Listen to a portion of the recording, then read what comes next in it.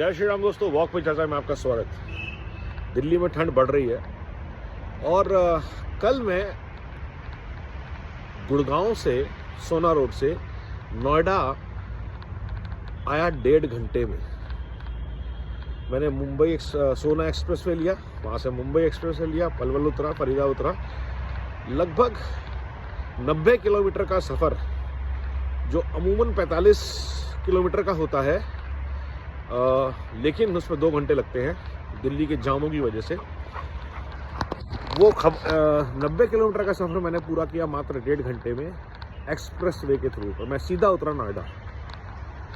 अब आप सोचिए, भारत को डीकंजेस्ट करने का प्लान, दिल्ली एनसीआर जैसे सिटीज़ को, मुंबई को, बैंगलोर को, जो ग्रोथ हब्स बनने वाले हैं उनको डीकंजेस्ट करने का प्लान, वहाँ तक पहुँचने के रास्तों को सुगम बनाने का प्लान बहुत लोगों ने सोचा, कर क्यों नहीं पाए? नीयत नहीं थी, नीयत में खोट था, भ्रष्टाचार आपकी प्रायोरिटी थी। अगर आप दिल्ली से मेरठ एक्सप्रेस वे पे गए हैं तो वो अविस्मरणीय है, क्योंकि वो इतने सारे बॉटलनेक थे वहाँ पे कि कभी किसी ने सोचा ही नहीं था कि वो बन जाएगा, और 2 घंटे में बन गया। आज से 10 साल पहले कोई हमें नेता बोलता था कि यहाँ से 200 किलोमीटर 300 किलोमीटर का रास्ता मैं 2 साल में बना दूंगा। हम मजाक उड़ाते थे उसका, क्योंकि हमने देखा है अपने सामने बड़े बड़े प्रोजेक्ट अनाउंस होते हैं और 10-10, 20-20 साल तक ख़त्म ही नहीं होते। लेकिन ये हुआ, हमारे सामने हुआ। शानदार दिल्ली मुंबई एक्सप्रेस वे लगभग तैयार, दिल्ली देहरादून एक्सप्रेस लगभग तैयार, दिल्ली से जम्मू बाय रोड वापस 24 घंटे में, 36 घंटे में वापस आया हूँ। 8-10 घंटे मैंने जम्मू में लगाए, 11-12 घंटे में ड्राइव करी दिल्ली से पंजाब होते, हरियाणा पंजाब होते हुए सीधा जम्मू और बैक बाय रोड। और ये आज पॉसिबल है। वंदे भारत आज रियलिटी है। नमो भारत ट्रेन देश को गति दे रही हैं, दिल्ली एनसीआर को डीकंजेस्ट कर रही हैं, so that working people, not just people who have cars, working class can travel comfortably. और वर्किंग क्लास कौन है? वो मिडिल क्लास है।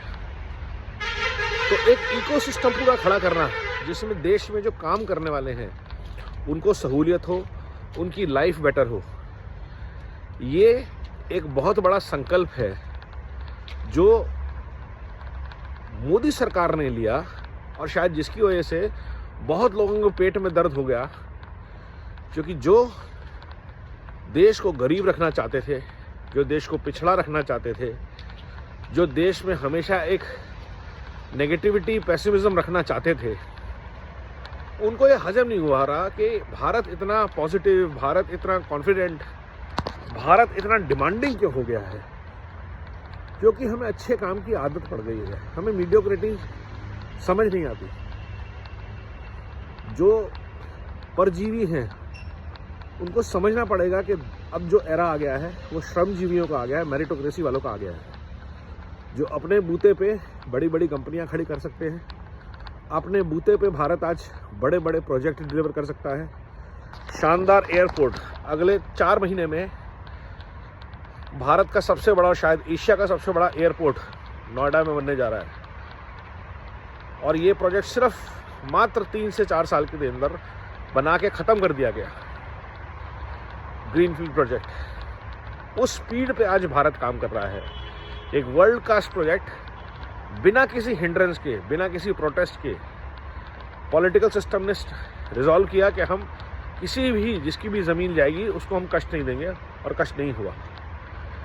सबके सहयोग से पूरा का पूरा एयरपोर्ट तैयार हो गया है लगभग। अगले 3 महीने टेस्ट फ्लाइट लैंड हो गई है। तो जिस स्पीड पे एयरपोर्ट्स, एक्सप्रेसवेज, मेट्रोज, नमो भारत, वंदे भारत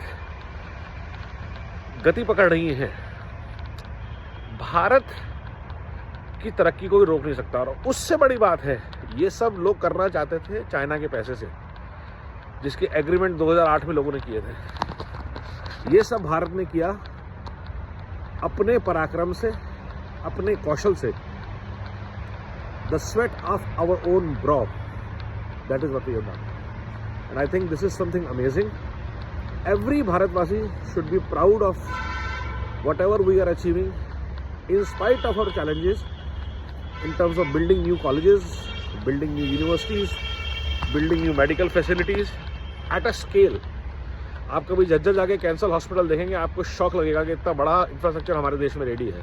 हाँ, उसमें बहुत सारी अभी भी टीथिंग प्रॉब्लम्स हैं, बट ये चीज़ें बन रही हैं. And as Bharat we should be proud of all these things that are coming our way. जब भी आप ऐसी कोई चीज़ देखें, एक्सपीरियंस करें, शेयर करें, ताकि एक विश्वास बढ़े. नमो भारत, वंदे मातरम, जय हिंद.